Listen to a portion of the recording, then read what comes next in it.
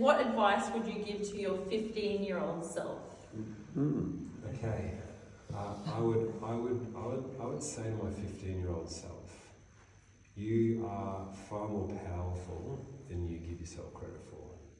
I would say to my 15-year-old self, you don't know how amazingly powerful the decisions that you can make now truly are.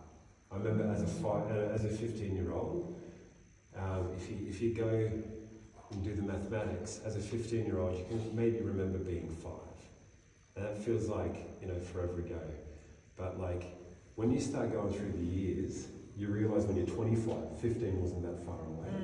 And you don't know how close your adult life is when you're 15. And some of the decisions that you make now, I made some decisions when I was 14 and 15, that when I was in my early 20s life dramatically affected me. I met the Lord when I was 13, but when I was 15, I was deep in the jungles of running away from God. And if I could go back to myself and say, just seriously, forget all the mess and all the noise and all the hypocrisy that you see in human beings, but take a risk on God.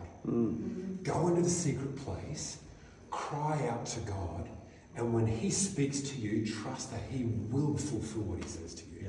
If I could tell myself something at the age of 15, I'd say, this is what the next 7 or 8 years of your life is going to look like without Jesus.